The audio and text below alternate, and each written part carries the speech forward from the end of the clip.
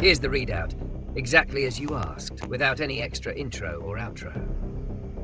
During her 2020 confirmation hearings for the Supreme Court, then-nominee Amy Coney Barrett made a powerful and memorable statement to the Senate Judiciary Committee: "I'm nobody's justice." This declaration was a pivotal moment in her public testimony, directly addressing the core concerns of her critics. Appointed by President Donald Trump just weeks before a presidential election, she faced intense scrutiny and accusations that she would be a partisan rubber stamp, beholden to the political agenda of the president who nominated her. Her statement was a deliberate attempt to reject this characterization. By asserting that her allegiance was to the law and the Constitution rather than to any individual or political party, a point she drove home by adding that includes Trump, Barrett sought to frame herself as a neutral and independent arbiter.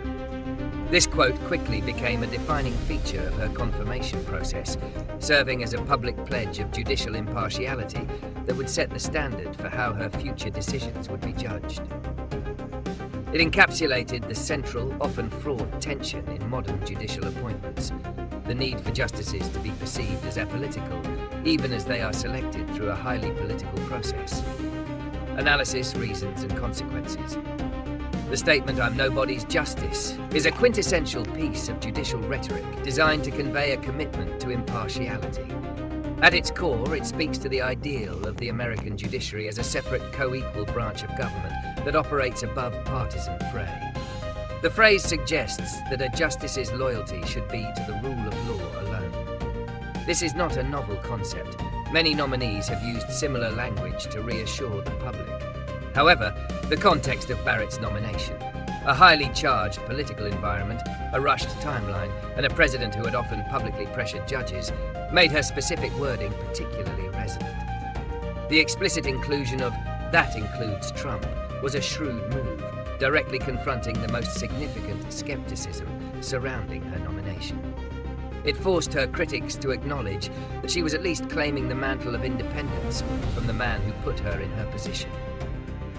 The reasons for this statement are rooted in the strategic demands of a confirmation hearing. Barrett needed to project an image of a jurist who would apply her legal philosophy, largely considered to be originalist and textualist, with consistency and integrity, rather than as a means to an end for a political party.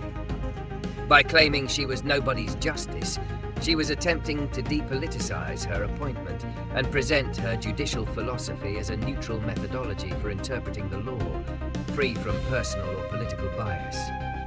This approach sought to calm fears that she would be a vote for overturning long-standing precedents based on political pressure. The consequences of such a public pledge are significant and long-lasting. By setting this high standard of impartiality, Barrett has created a framework against which every one of her future rulings will be measured. For her supporters, any decision that aligns with a conservative legal interpretation will be seen as consistent with her philosophy of originalism and not as a product of political loyalty. For her detractors, any ruling that advances a conservative political agenda will be viewed as a betrayal of her promise, making the quote a powerful tool for criticism and a source of perceived hypocrisy. The statement has made her a symbol of the debate over whether any justice appointed through such a politically charged process can truly be non-partisan. Predictions and solutions. Predicting the future use of this statement is straightforward. It will continue to be a touchstone in any debate over her jurisprudence.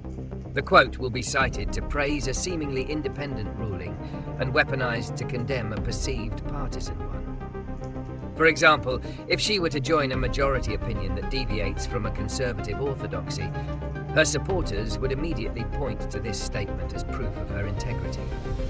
Conversely, if she consistently votes to advance politically conservative outcomes, critics will endlessly quote the phrase to highlight the perceived gap between her rhetoric and her actions.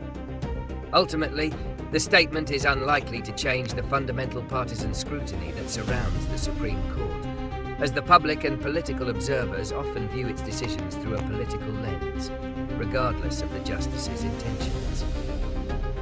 While a solution to a judge's statement isn't a meaningful concept, the broader issue it raises, The erosion of public trust in judicial impartiality requires attention.